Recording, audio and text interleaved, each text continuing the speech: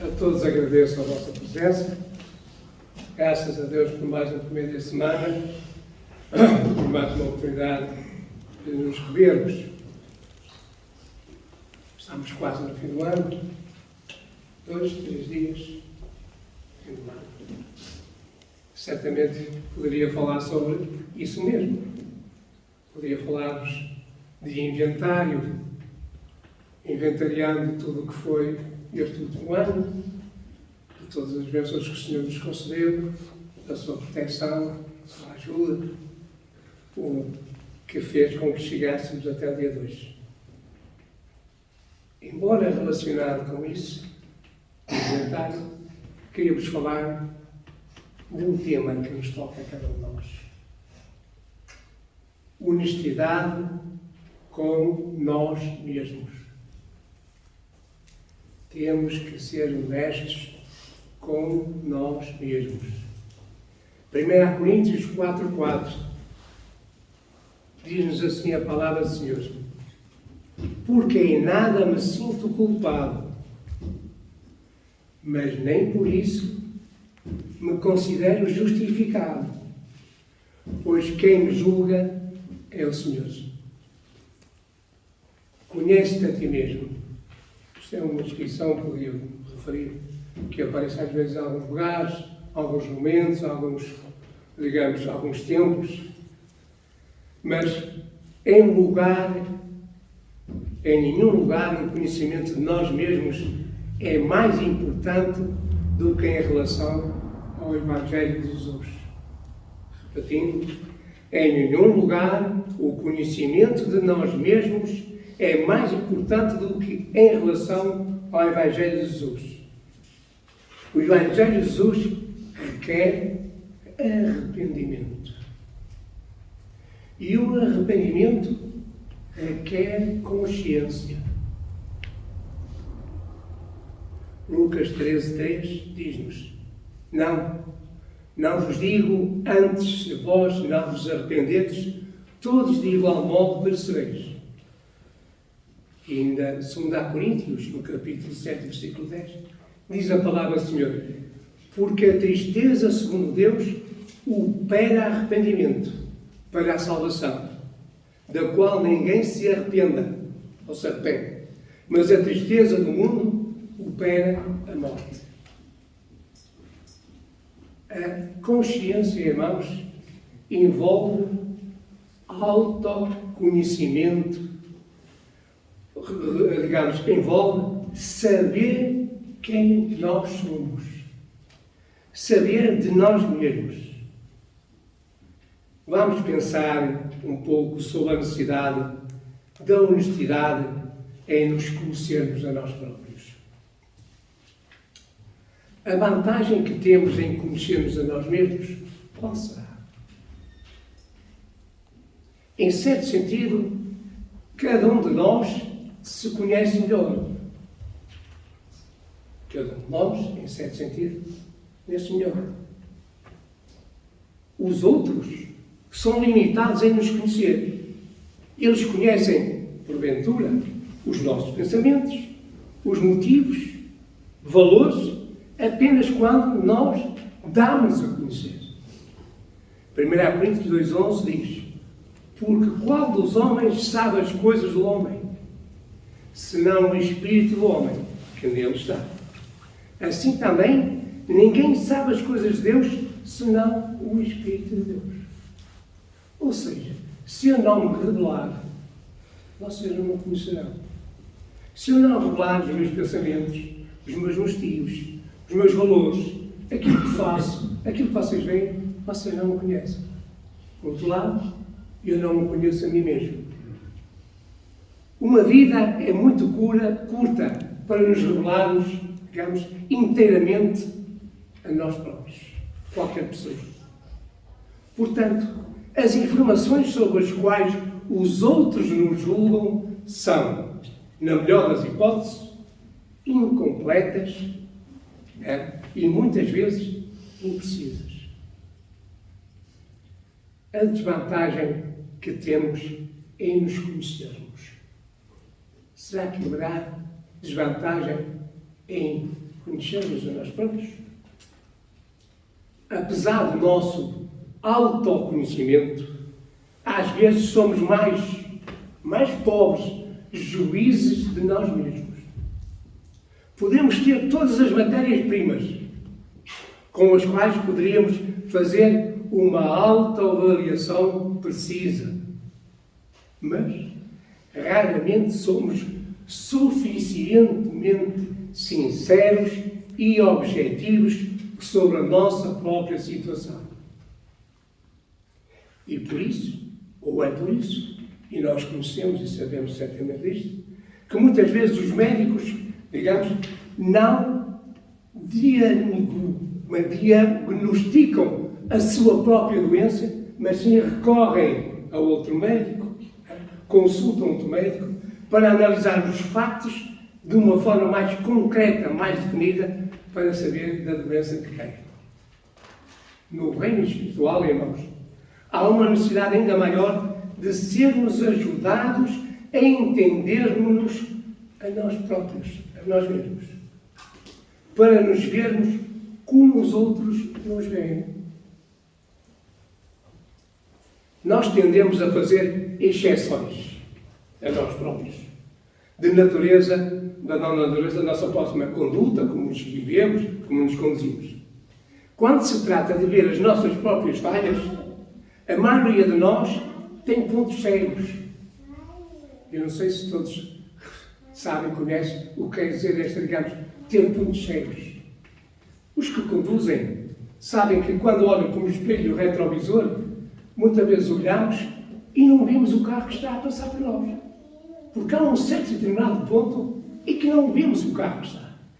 E às vezes mudamos de direção e o acidente acontece. Temos que estar prevenidos quando conduzimos. E este chama-se um ponto cego. O carro está lá.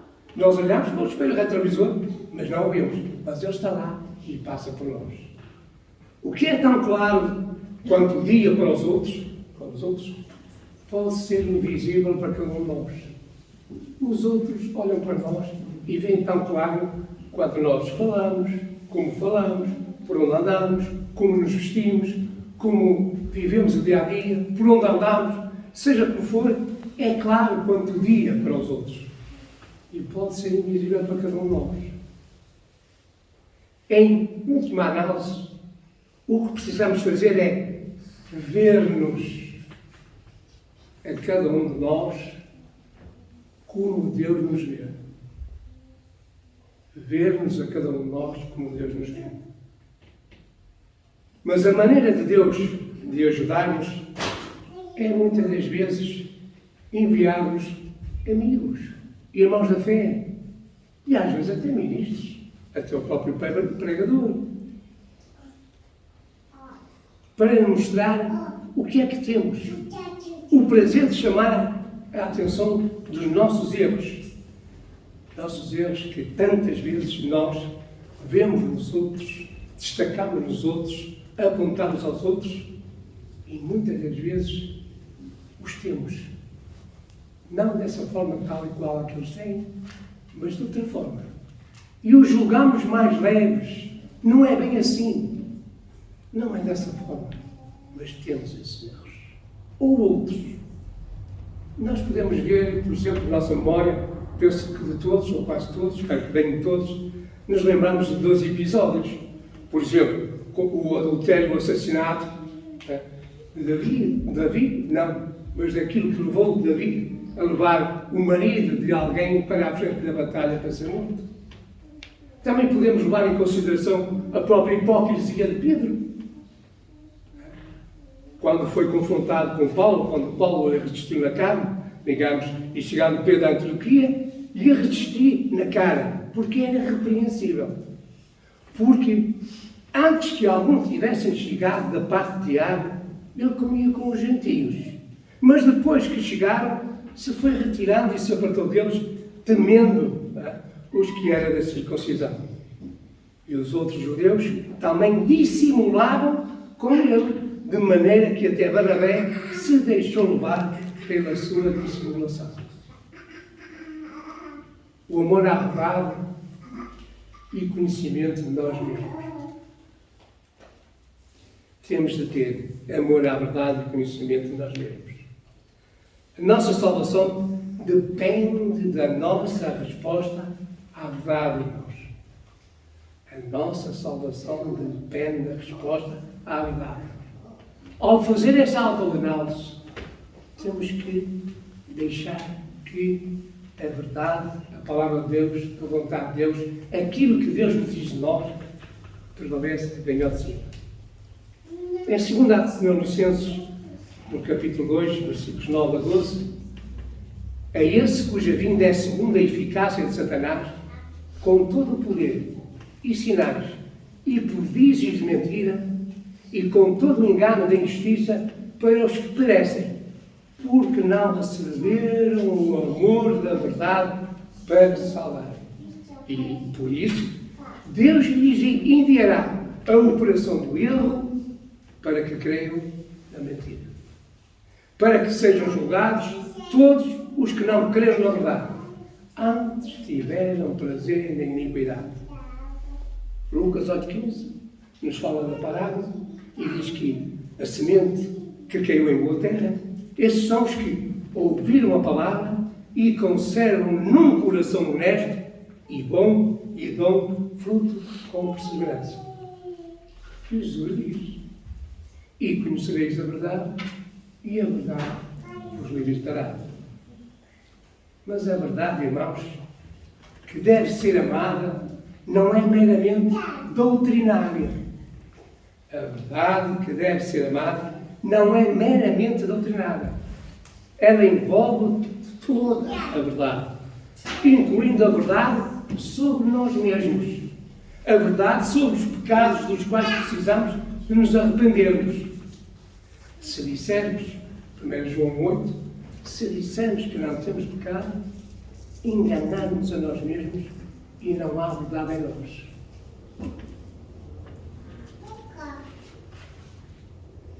Se confessarmos os nossos pecados, Ele é fiel e justo para nos perdoar os pecados e nos purificar de toda a injustiça. A vida nunca exige mais do que a nossa coragem, do que quando nos deparamos com a aceitação de algum facto desprezível sobre o qual realmente fizemos.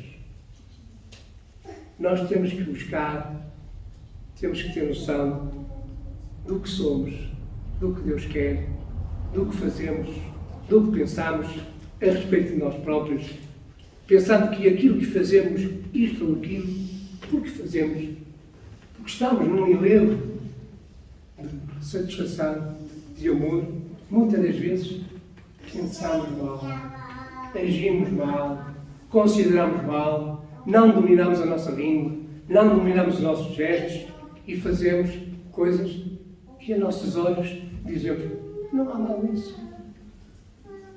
Mas a palavra do Senhor diz: se nós, conforme lemos em 1 João 8, se dissermos que não temos pecados, enganamos a nós mesmos e não há verdade em nós. Cuidado, irmãos. Gênesis, conhecem aquele episódio de Caim e Abel? Era preciso coragem. Coragem a Caim para quê? Para admitir que errou completamente. Errou completamente, matando o seu irmão. Nós precisamos de admitir esse erro. Sabemos o que é que Caim diz. Será, meu irmão? Será, meu irmão? E nós, nos nossos erros, também não podemos dizer isso. Será? Isso não é nada comigo. Eu não fiz nada disso. Não há nada. Não é assim, irmãos. Hoje de manhã aprendemos no nosso estudo a respeito da pregação. Também falamos, nós temos que ter cuidado, analisar, verificar. Nós temos que, efetivamente, julgar. Muitas das vezes têm medo, as pessoas têm medo desta palavra julgar. Não devemos julgar os outros. Não é verdade. A palavra do Senhor nos exorta, nos ensina que devemos sim julgar os outros. Mas julgar com um justo juízo. Julgar de acordo com a palavra do Senhor. E não julgar naquilo que nós pensamos, naquilo que nós idealizamos, porque não gostamos de ver ou de sentir. Nós temos o dever de julgar as coisas segundo a palavra do Senhor. Não segundo aquilo que nós concebemos ou queremos ou enchemos já o nosso coração. Há um grande contraste que nós podemos encontrar. Esse grande contraste entre duas atitudes, digamos, refletidas em Atos, no capítulo 2, versículos 36 a 41, no primeira grande pregação, Pedro, primeira grande pregação, quando faz essa primeira grande pregação, o que é que aconteceu? Aconteceu que os que ouviram aquilo, tomaram um som, digamos, fizeram um autoconhecimento e viram que tinham errado, que estavam errados e que precisavam de algo. Que faremos, meus irmãos? Que faremos? Agora, se calhar muitos de nós, se calhar eu mesmo, em algumas circunstâncias, em algum momento, não quero reconhecer o defeito que tenho. Ou os defeitos. Mas naquele momento, aquele que eu tenho. E se calhar não reajo como reagiu este ser aqui, como nós temos em Atos, capítulo 2, 36 e 41. De termos a humildade e a coragem e o amor à verdade de dizer: que faremos, meus irmãos? Estamos arrependidos das nossas atitudes, daquilo que fizemos, daquilo que concordamos. O que fazemos? Temos outra atitude e encontramos em Atos, capítulo 7, versículos 54 a 60, é que nos fala de quem? De quem é a ser. E ouvindo eles isto, enfureciam-se em seu coração e rangiam os dentes contra ele. Mas ele, estando cheio do Espírito Santo e fixando os olhos no céu, viu a glória de Deus e Jesus, que estava à direita de Deus. E disse: eis que vejo os céus abertos e o Filho do Homem que está em pé à mão direita de Deus. Mas eles gritaram, esta atitude deles, mas eles, judeus, gritaram com grande voz, taparam os ouvidos e arremateram-se unânimes contra ele. E expulsando da cidade, o apedrejaram. E as testemunhas dispuseram as suas vestes aos pés do homem que se chamava Saulo. E apedrejaram a Estevão, que a invocação dizia: Senhor, recebe o meu espírito. E pondo-se de joelhos, clamou com grande voz: Senhor, não lhes imputes este pecado. E tendo isto, adormeceu. Para nós sermos honestos com nós mesmos, ser honestos comigo mesmo, devemos querer saber a verdade mais do que qualquer outra coisa. E eu quero saber se ando bem. E eu quero saber dos meus irmãos que me digam e que me chamem a atenção com amor, com carinho. Não é assim, Domingos. Estás a pensar mal. Olha, medita na palavra do Senhor, medita neste versículo, medita nestas palavras. Eu preciso de vós. Eu quero pedir, eu peço neste momento, que Deus nos conceda nestas alturas humildade suficiente e amor por vós, quando assim me dizem, para que eu não me exalte, não me negue, mas aceite as vossas palavras, aceite a vossa ajuda. A pessoa que ama a sua autoimagem preferida, mais do que a verdade, não está apta para o reino de Deus. E hoje em dia, sem querer, creia, meu irmão ou minha irmã, aquilo que eu vou dizer não é para vos magoar, mas para vos alertar. A nossa autoimagem, hoje em dia, tanta autoimagem, que tal? Estou bonito, deixa publicar no Facebook, ou no WhatsApp, ou no Instagram, seja lá onde for. A minha autoimagem. E às vezes nos esquecemos que nós estamos a testemunhar. E testemunhamos o nosso estado, aquilo que nós mostramos. Onde está Jesus? Onde está a palavra de Deus? Onde está a luz que Deus quer que a gente exiba? Onde está o sal? E muitas das vezes pomos tantas e tantas coisas que não têm nada a ver com o ser cristão. Nós publicamos e nos alegramos e recebemos: ok, gosto, eu amo, sim senhor, dou-nos força, coragem. Para sermos honestos com nós mesmos, devemos querer saber a verdade mais do que qualquer outra coisa. A pessoa que ama a sua autoimagem preferida mais do que a verdade não está apto para o reino de Deus. E isso acontecia. Mateus 3,7 em diante nos fala. E vendo ele muitos dos fariseus e dos saduceus que vinham ao seu bautismo, dizia-lhes: raça de víboras, quem vos ensinou a fugir da ira futura? Produzi, pois, frutos dignos de arrependimento. A história de Jesus sobre, digamos, o fariseu orando no templo, muitas das vezes nós falamos e invocamos esse exemplo. Irmãos, cuidado, que esse exemplo está-nos a alertar a cada um de nós. Nós não precisamos de fazer nós oramos, ele dizia, oramos graças te dou, porque não sou como os demais homens. Nós temos que inverter isto. Graças, Senhor, por cuidares de mim. Graças, Senhor, porque reprimiste a minha voz quando eu me exaltava, me ia dizer aquilo que não devia. Graças a Deus, porque não fiz aquilo que era errado, tu me ajudaste e fiz uma coisa diferente. Graças, Senhor, porque não sou roubador. Procuro ser injusto e não adulto. Tu me tens ajudado. Estas pessoas estão-nos a alertar de outras coisas. Não são iguais àquilo que este, digamos, fariseu dizia. Ele dizia que jejuava 2 vezes por semana, que dou os dízimos de tudo. E nós entregamos o nosso ser, entregamos as nossas palavras, tapamos a nossa boca para não dizer as neiras, quando nós vamos dizer, ou deixamos, sai tudo cá para fora, que assim fico limpo. Não fica limpo, não. Ficam as raízes lá dentro. O que me saíram sem retenção nenhuma, o que é que acontece? A base está lá dentro, as raízes. Testando a nossa honestidade e amor pela verdade, há algumas questões que podem ajudar-nos a julgar quão honestos estamos dispostos a ser sobre nós mesmos. Será que nós oramos pedindo ajuda para nos vermos como Deus nos vê? Em Salmo 19:12 diz assim: quem pode entender os próprios erros? E então há um pedido: expurga-me tu dos que me são ocultos. Oramos por amigos que amam as nossas almas mais do que amam a nossa amizade?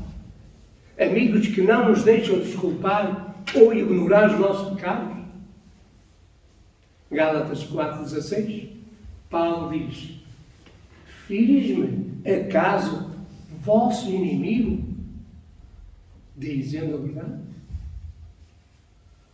Oramos para ser colocados no meio de circunstâncias que nos farão ver o nosso real caráter, que somos cristãos. Oramos para que as nossas faltas, as faltas que escondemos de nós mesmos, sejam trazidas à luz da verdade. João 3,19. E a condenação é esta: que veio a luz ao mundo, e os homens amaram mais as trevas do que a luz, porque as suas obras eram más. E ainda continuando diz: porque todo aquele que faz o mal aborrece a luz, e não vem para a luz para que as suas obras não sejam reprovadas. Mas quem pratica a verdade vem para a luz, a fim de que as suas obras sejam manifestas, porque são feitas em Deus. Amém, que assim seja. Nós ficamos desconfortáveis em questões como estas. Mas a verdade, muitas vezes, tem esse efeito. Deixar-nos desconfortáveis. E se estamos desconfortáveis, a melhor maneira é procurar o conforto. O conforto de Deus, o conforto da sua palavra, o conforto da verdade, o conforto daquilo que agrada a Deus. Porque se nós estivermos em sintonia com Deus, vamos sentir esse gozo, essa alegria, essa satisfação. Deus conhece-nos perfeitamente. Ou não seja Deus. Ou não sejamos criaturas suas. Hebreus capítulo 4, versículos 12 e 13 diz: porque a palavra de Deus é viva e eficaz e mais penetrante que qualquer espada de 2 gumes, e penetra até à divisão da alma, do espírito e das juntas e medulas, e é apta para discernir os pensamentos e as intenções do nosso coração. Neste caso, intenções do coração. E eu acrescento a palavra nosso, o meu, o teu, o vosso. E não há criatura alguma encoberta diante dele. Antes, todas as coisas estão nuas e patentes aos olhos daquele com quem temos de tratar. Amamos toda a verdade que ele sabe sobre nós? Amamos a verdade de Deus o suficiente para buscar a ajuda dos nossos irmãos? Para ver os pecados dos quais nós temos que nos arrepender? Nossos anciãos, Hebreus 13:17, lembrai-vos dos vossos pastores, que vos falaram a palavra de Deus, a fé dos quais imitais, atentando para a sua maneira de viver. E isto, ao falar disto, ao trazer esta mensagem, estou a fazer a minha própria autoanálise. E por isso há bocado vos falei, para que eu tenha amor, carinho, atenção, principalmente humildade para ouvir de vós a chamada de atenção. É sinal que me amam, é sinal que querem o meu bem, e eu também quero o vosso bem. Perfeito não sou. Preciso da vossa ajuda, como certamente vocês precisam da minha, se Deus assim permitir. Que nunca nos afastemos da verdade sobre nós mesmos, porque virá tempo em que não sofrerão na sã doutrina, mas tendo comichão nos ouvidos, amontoarão para si doutores conforme as suas próprias concupiscências, e se desviarão os ouvidos da verdade, voltando às fábulas. Que Deus nos dê pessoas que nos ajudem, nos façam cair em nós e sobre o que está acontecendo em nossas vidas. 2 Timóteo 24:26, e ao servo do Senhor não convém contender, mas sim ser manso para com todos, apto para ensinar, sofredor, instruindo com mansidão os que resistem, a ver se, porventura, Deus lhes dará arrependimento para conhecerem a verdade e tornarem a despertar, desprendendo-se dos laços do diabo em cuja vontade estão presos. Que possamos, verdadeiramente, irmãos, ser honestos com nós próprios, conosco, e, portanto, verdadeiramente honestos com Deus, antes que seja tarde demais. E agora, para terminar, só umas pequenas palavras sobre o ano que está terminando e o novo ano. Dizer-vos isto: olhemos para trás com gratidão e para a frente com esperança. Obrigado.